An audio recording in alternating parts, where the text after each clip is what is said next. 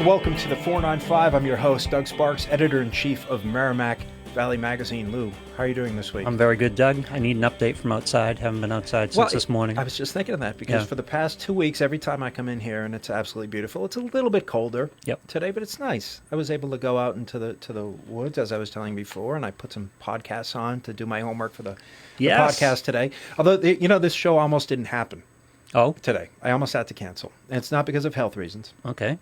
My wife called in a panic. And I just heard in her voice, I'm like, oh no, this is disaster. And she heard a very, very loud thumping at the front door. And she was startled, very, very upset. Now, I knew what this loud thumping was because I wanted to warn her about this thumping. Oh, I see. But I failed to warn her. And there's this big fat gray squirrel who lives in our yard that occasionally, every once in a while, will take a run at the house, jump up and hit the door and then run off. And I should have said, by the way, if you ever hear something that sounds like a duffel bag being thrown at the front door, it's not a psycho killer. It's just a psycho squirrel. Why is he doing I don't know why he's doing that. We should ask him. Who knows? Who knows what's going on in his head? Oh, God. So fortunately, that's all we need. At least it's not the middle of the night. Yeah. I mean, but the thing is, I'm glad I knew it was the squirrel. Yeah. Because what would I have done then? I would have turned the car around. I would have gone back because I'd be concerned about my family. Now, I knew that it was the squirrel. Yep. So thank goodness I had that happen. Otherwise, who knows what we'd be doing right now? The squirrel would have thrown a monkey wrench into our entire... I have one last follow-up question. Yeah. All right. Okay. You're fascinated with the squirrel. I am. All right. How do you know the squirrel was doing this? Do you have like a Ring camera or something? Or what?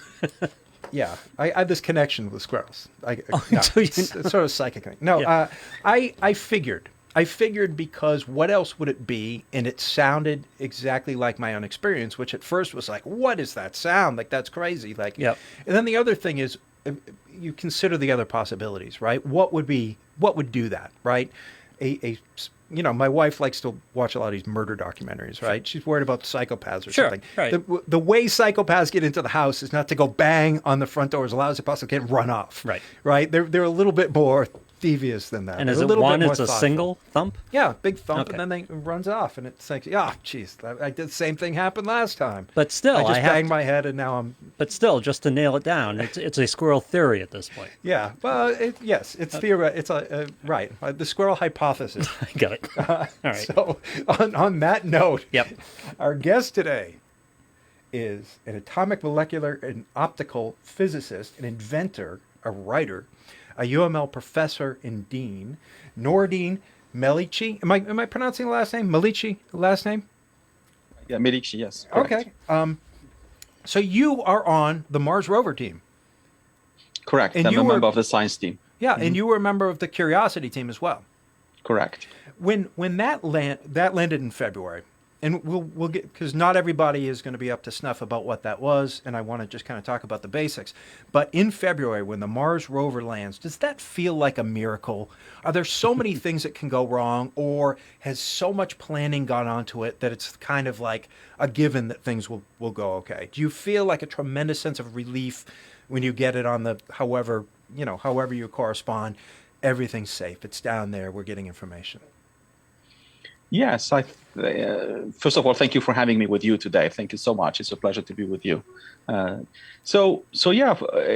can plan as much as you possibly can on Earth. You can plan for these things, but there are a few things that you cannot, control. And because of that, there's some excitement and fear combined with joy that things might go well. So all that combination is really exciting. So I was here with my wife and my daughter at home watching it. And there was a fear that, potentially something could go wrong. And fortunately, everything went really well. So I describe it, it's almost like when you have a baby. It's like, everything should be going well, but you don't really know until a baby is in the arm of the mother or the father or whoever. So it's a relief. It was a relief and a very, very happy. Very happy landing. Another thing is like I'm a soccer enthusiast. It's like the World Cup final, if you wish, and the game is over when you win 1-0 or something like that. It's just really, really a wonderful feeling. So, yeah. Yeah. It's funny. I was looking into the mission, and I always kind of feel like there's sort of the sensational aspect of it, and then what's really going on. Right. In some sense, the sensational aspect of this is what's really going on, right? Because you really are looking for signs of life, right? The thing that the 12-year-old mind, my 12-year-old mind leaps to, I wonder if they're going to, find microbes or something. Like that is a key part of what's going on. What are we looking for up there? So you're absolutely right. So this is actually a question that humans have been asking ourselves. We've been asking ourselves for forever, and that is whether there is life somewhere else on apart from Earth. So looking, everywhere, and of course, in this case, on the planet Mars. So the big question, which hasn't started only with Perseverance, which is a question that people have been asking and NASA have been working on for many missions, is there life somewhere else? And in this case, is there signs of life, or was there life on Mars? So by life here, we mean microbial life on Mars, and that's really the key question. And then you have also to answer that question, you have to figure out whether the elements of life are there, whether there's water and things like that. Yeah. So the rover landed in Jezero Crater. And there was a lot of research about where to land this thing. Why did they choose Jezero? What's important about this place? So the importance of this place, so you're right, there was a lot of research that was done by, people who know the surface of Mars maybe better than I know my neighborhood here. And it was selected because the Jezero crater was a lake. And there was evidence that it was a lake at some point. So it was a lake that had, an input of water, an output of water, and there's a delta in there. So the probability of when you search for life, the probability where you have the highest maybe or higher probability of finding life is where there is water. So that's why Jezero Crater was selected. It's the same thing as, if you look for water in the desert, in the Sahara, in North Africa, for example, versus looking for it in the Alps, it's not the same thing. So you have a better chance of finding water in the Alps than in the Sahara and the desert. So in here, in this case, the Jezero Crater was a lake. It was rich, was a lake filled with water, and there's still evidence there's some delta, and that's, one of the reasons, or maybe the key reasons, that actually Perseverance landed there, was selected to land there. Sometimes when I listen to scientists talk about this mission, I get this feeling that they're pretty sure that we're seeing signs of life. But the issue is, if you come out and say that to the public and you say, oh, we're pretty sure, we're seeing stuff here, but then you're wrong, and it discredits science, and there's this whole kind of discourse about discrediting science right now. It can be kind of egg in the face. It can disrupt the project. Is that your sense? Do you have a feeling that people are optimistic, that we actually are kind of probably seeing signs of something already, that we're probably pretty certain? It's just that there's maybe a difference between what you can tell the general public and what we can surmise. I don't think so. I think really scientists in general have a big uncertainty in their mind about, we look like, science is rigorous, there's a level of uncertainty about what we see and what it means. So there's that level of uncertainty. That's where you're pushing always the boundaries of knowledge. But I do think that actually, at least in my opinion, until we really find the evidence for life, or ancient life on Mars or anywhere else, I think everybody has still a doubt whether that is, that's something that is there or not. So I don't think there, at least in my opinion, again, I don't feel that there is life until I know that there is life. So right now, I think there's a probability, yes. That's why we're searching for it. I can't tell you that there is or there isn't until we really go through the rigorous process of answering the questions that do matter in this case. And how are we searching? I mean, obviously I know that the rover's collecting physical samples. That's obvious to me. You find something physical there, right? But there's other ways too, right? We're looking at minerals and rocks, and we're looking for manganese, and there's all sorts of stuff going on. So what will the signs be? What's the evidence going to be of life on Mars? So Perseverance has 7 instruments on it. And each of the instrument has a characteristic and will bring some sort of information about the rocks that are there and the dust and the and even what's left on the rocks over billions of years. So every rock is almost like a book. So you just have to know how to read it, and how do you read that rock. So the instruments that are on Perseverance, I can some of them and will look for signatures, and these signatures will vary. So just like, for example, when I go to a hospital and they do an X-ray, they look for signatures of a disease, maybe TB, maybe something else, right?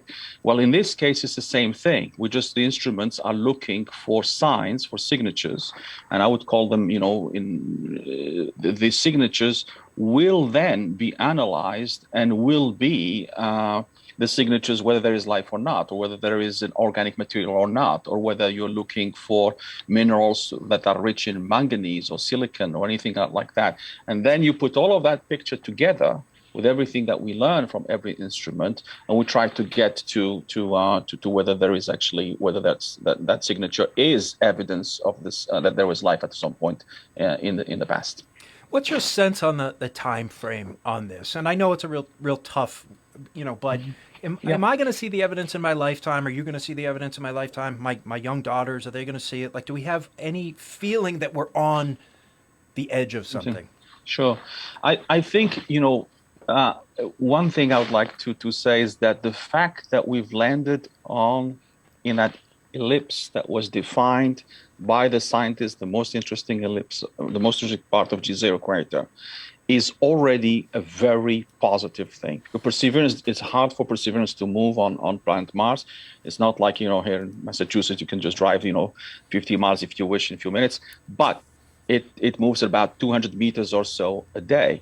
So the fact that it landed in an area that is really promising means to me that actually the answering that question within your lifetime and my lifetime is very likely. I think within, if all the instruments are working, so they're still being tested and so forth, and if they work as they're supposed to be working, and if we get the signals as we're supposed to, and I think evidence right now is that everything is going well, I think we will be able to answer that question within the next, I would say, few years. I don't know what few years means. It could be 2, could be 5. It all depends on the strength of the signals that we get and the nature of the signals that we get. I've heard the entry of the rover as described as 7 minutes of hell. Mm-hmm. In other words, there's a lot going. There's a problem with the atmosphere. There's a problem with the heat. There's a problem with the speed. There's a problem with getting this thing down. For people who don't know about it, why is it so complicated to drop this thing down on the surface of Mars? Well, there are a lot of technological problems that actually make that is very, very difficult. Number one is the fact that you've got to slow down, something that's going at 20,000 kilometers per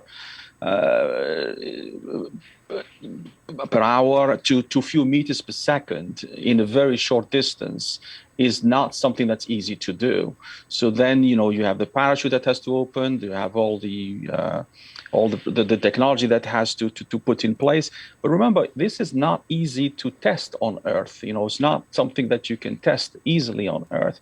And second, you have also the uncertainty of the terrain as you get closer to it, whether there are some things that you want to avoid because of, if you land somewhere and it's a rock, that's a big rock or boulder or something like that, or you destroy your instrument, your robot, the Perseverance, it's not evidence. But the other thing that I want to mention that actually people may not realize, I think, is that it is very, very it's an achievement, a major achievement, to actually land within an area that you've specified originally. That's just 7 kilometers, roughly speaking. Let's call it not an ellipse, but a circle about 7 kilometers in diameter.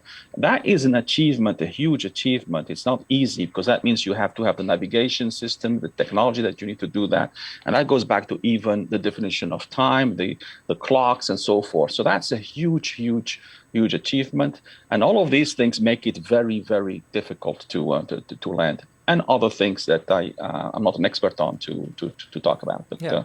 but yeah. So part of the mission involves alien life, and then part of the mission involves technology and advances in technology and making progress. And I was wondering if you could kind of speak on that. What are we looking to learn just in terms of the technology during this mission? So in terms of technology, you have some technologies that, for example, laser spectroscopy technologies, and these laser technologies are used in many areas of our lives, including things like if you want to look at the environment, if you want to look at health. I personally use them for health, the disease detection and so forth. Yeah, you've done work on cancer detection using Correct. some of these technologies. So, Right. so there's a lot. So you can even try to imagine that the technologies that have been developed for this mission can be applied to look at the surface of the Earth and look at what various parts of the planet look like today. So the technologies that are developed and are being used on the planet on Mars have I mean, it's only our imagination that can limit us into what we could use them for, because they've been pushed to the limit. They've been pushed to work in an environment that is very, very complex. You have to also understand that these technologies are to some extent have proved that their power in various labs already. So I think we will see a lot of applications of the technologies that are on perseverance in many fields, and I think it's only our imagination again that actually can stop us from applying them somewhere else. How is something this complex organized? It seems crazy to me. Like I sometimes hear that like our cell phones now are so complex that no single living human can really understand everything going on here. Right? There's so much going on in the rover, so many different things. How is that organized, and how are people from different disciplines able to kind of speak with each other, accomplish the sort of things they're looking to do? That alone must be enormously difficult. Oh, I agree with you 100%. I'm always amazed that actually we can actually talk to each other with some people that actually we haven't even met physically in some cases, and I've been on curiosity and perseverance now for many years. But I think it speaks volume to the leadership of NASA and to the leadership of the people who actually lead these missions, these big science missions.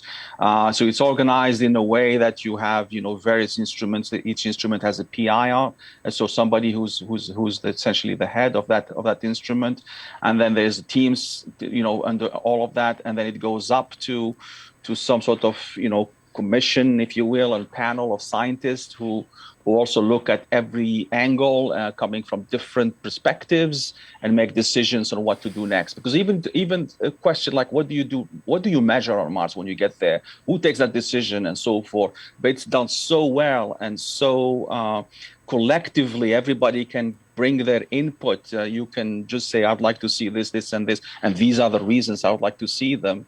I think people are very open, and not only open. In my mind, I've learned so much from them just from this angle. How do you work together with people who may not be physicists in my case, maybe it's another field, and how do you actually exchange all that information? How do you talk to each other and so forth? And I think it's something that NASA has been able to do over the years and learned, and I think it's just absolutely wonderful. But I agree with you, it's very, very difficult, but they do it. Yeah, I'm wondering if there's anything about your personality in particular that makes you suited for that sort of teamwork, because it seems, at least on paper, I'm not a physicist, I don't know, but I tend to think of people in those realms as being extremely focused, whereas you seem to have very varied interests, sort of spread out. Right. Does that give you a kind of, a foothold into thinking in this interdisciplinary way, or kind of thinking outside of the various scientific disciplines? Yeah, I am in physics because I do believe that physics is a fundamental science, but also it's a science that actually touches almost at the fundamental level the questions that we want to ask. And I do believe that sciences in general, and actually not just sciences, the fields in general shouldn't be silos. I think we learn at the border between silos by transdisciplinaries. You take something from what you learn in one field to the other one and vice versa. And again, it's not just sciences, it's also social sciences as well. I think we have a lot to learn from each other if we can break the barriers that have been, for some reason, built over the years.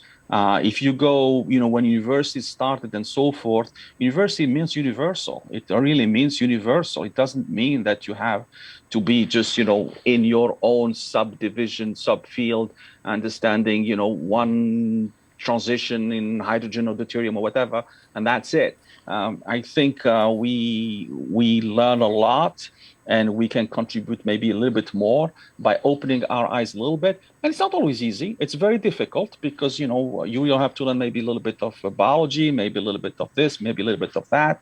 So there's some breath that one has to take. And that for me is really important. It's something that I've been trying to do in my career. I don't know if I've done it successfully or not, but I keep trying to do and to learn from other fields as well, irrespective of the field. So let's talk about optics, right? An area Correct. of your specialty. And to me, it's kind of fascinating because I guess when I sort of approach this originally sort of naive thinking, I'm just kind of thinking like a telescope. I'm just thinking, oh, they're recording and they're beaming it back. But there's a lot more going on, right? And we're even talking different spectrums of light, giving us all sorts of information that relate to everything from, as we spoke about before, the possibility of life in microbes to maybe evidence of the Big Bang of light spectrums that tell us all sorts of information that are readily apparent. So I'm interested in that, like the light aspect of this. What does the light tell us? Why is there much more going on with the light and the instrumentation and the data beneath the surface than it might appear? So if you think of light, right? Light is truly everywhere. So light that we see, light that we don't see, the infrared, the UV, and so forth. But light really is something with our eyes we can already figure out, get some signatures. So if I look at, I don't know, if I look at the fruit when it's green or when it's red. When it's green, I know just from the color that it's not ripe yet. That's what I've been taught. That's what my brain has been taught over the years. We've been taught that we have to wait until the color changes and becomes red or something like that for tomato or something to eat. So light really tells us quite a lot. So with the invent of the laser, right? We have now a powerful tool because it's a special type of light. I'm not going to go into it, but it's a special type of light that actually, when you interrogate matter, you interrogate a sample, whether it's a bacteria, whether it's tissue, whether it's a rock, or whether it's gas, the environment, and so forth. It gives you something. It gives you some response. And I can go into why that is. What is that response? And that response, then, it's for us to understand it and try to figure out what it is telling us. So light really tells us quite a lot, whether it comes from the stars, or it comes from the seas, or it comes from wherever it comes from. So this light matter, how light interacts with matter, and the signals we get from it has tons of information that it's for us to try to understand. And that information will tell us something about either the history of what we're looking at or the matter itself that we're looking at and so forth. So you're dean of the Kennedy College of Sciences at UML. Correct. You teach, you do yoga, you walk, you write, Yes. you do research, you're on the Mars rover team, Yeah. and you like to cook, and you like to read novels, and you like to listen to music. Correct. What's the secret in terms of time management here? It sounds like you have a lot going on.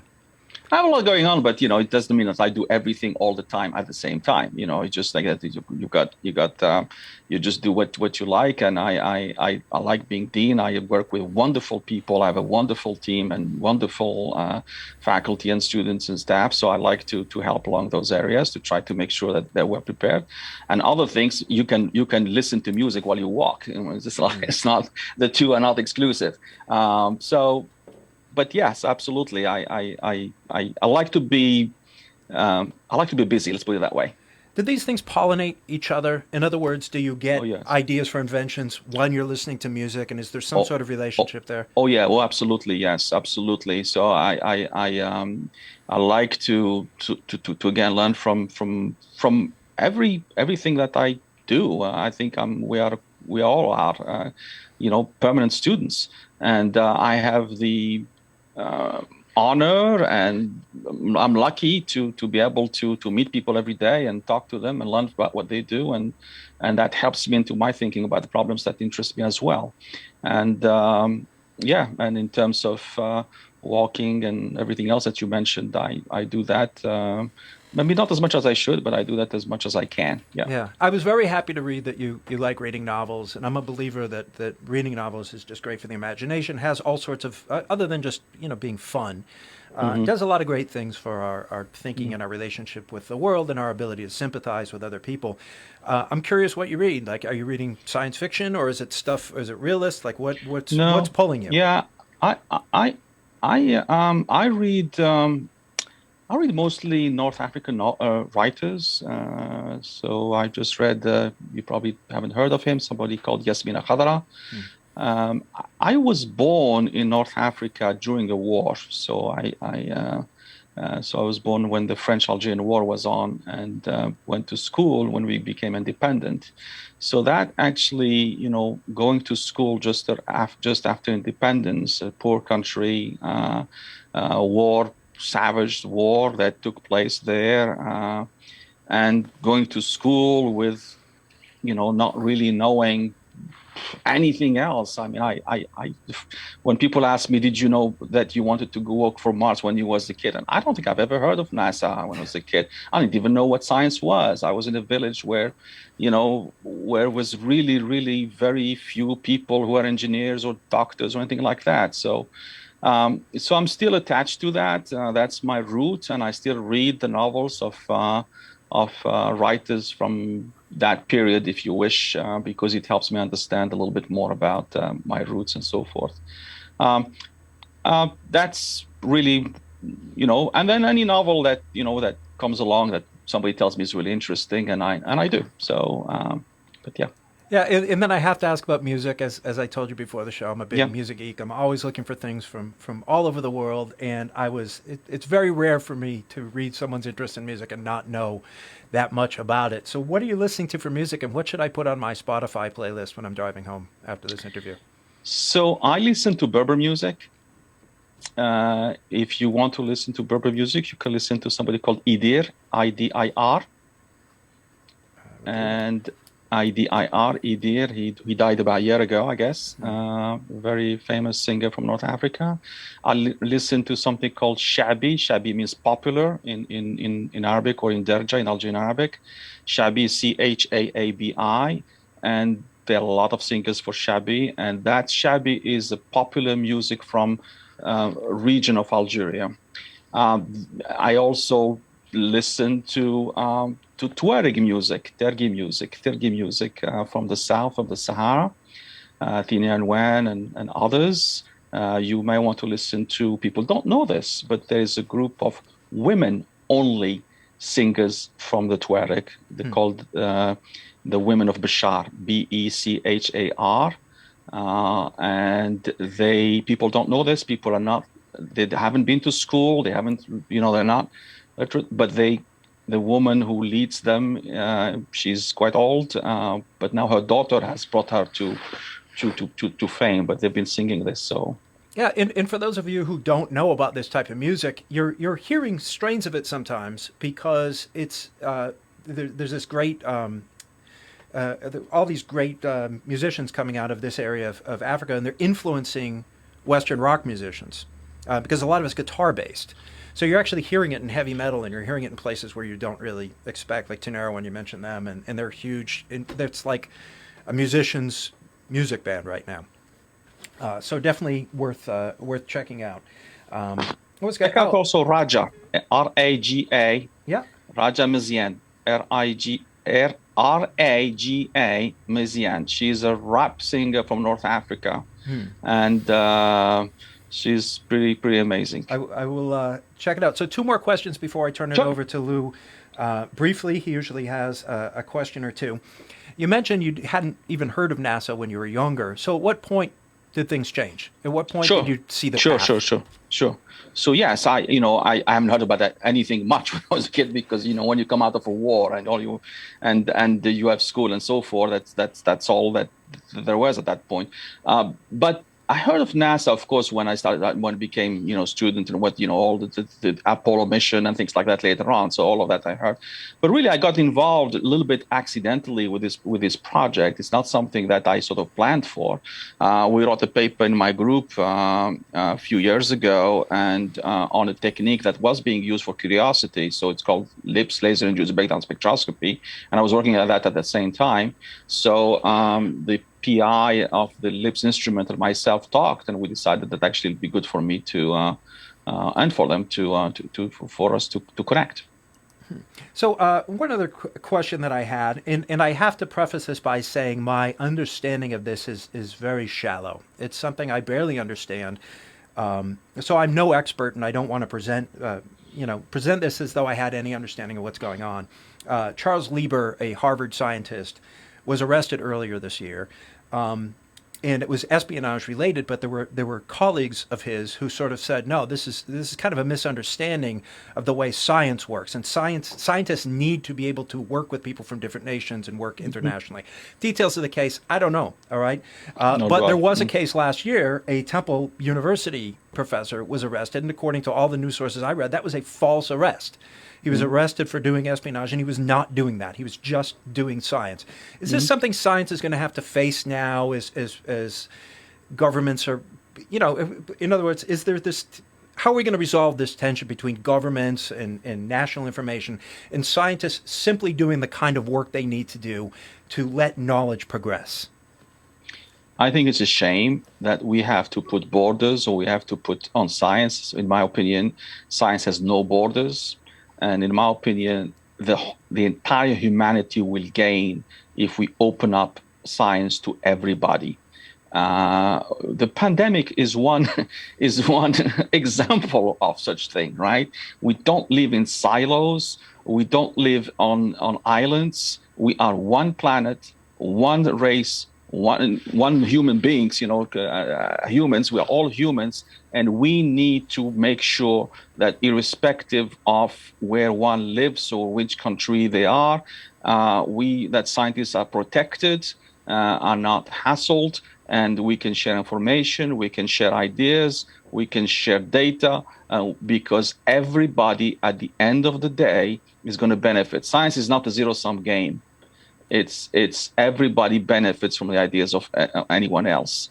If you go back 1,000 years ago, science was mostly in some other areas, not in Europe. It was, and it moved and it grew because it was open, right? And then those countries that closed the borders and did the things for the scientists today are not benefiting from that. So I think I hope that there will be no borders for science. And scientists, whether they're at Harvard or Temple or anywhere else, or China or Iran or anywhere else, would not be hassled by their own government or by anybody else. I think it's everyone, humanity will gain from the collaboration of scientists across the world. Right. I know we're running short on time, but Lou, do you have a quick question for our guest? Yeah, Nerdy. First of all, I'm going to start by challenging your assertion that it's more difficult to drive on Mars than it is in Boston. Except to say that in Boston, you can drive in real time. You turn the wheel and the vehicle turns. What is the transmission delay in terms of data and instructions from Mars to Earth? Yeah, it's about 20 to 40 minutes for the signals to travel back and forth. So for signal to one way or the other, depending on the relative position of the two planets, Mars and Earth. And I wrote a book about 10 years ago about life in the U.S. in the early 1900s, and I went through the whole project simultaneously thinking these two thoughts. It's very much like it is now, and it's nothing like it is now. So let me apply that thought to Mars and the planet Earth. Are they two similar planets at different points in their timeline, or are they completely different planets? That's a very good question. I wish I could help you with that, but I think they are similar in some respects and different in many, many respects. But I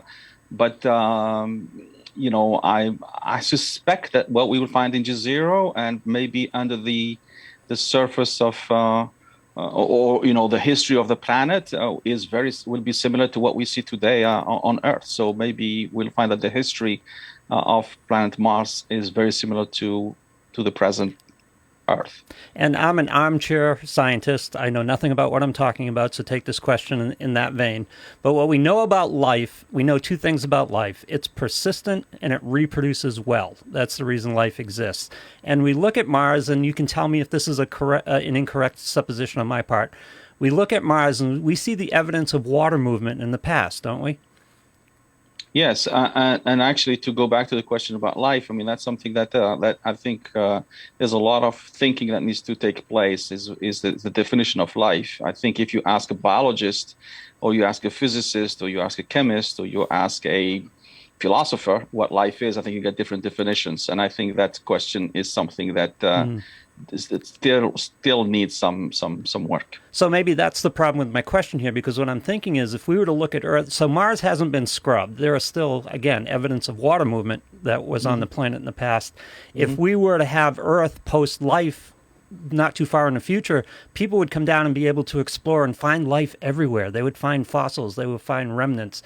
They would almost be unable to find a spot where there wasn't life on the planet. Why don't we run into this situation on Mars?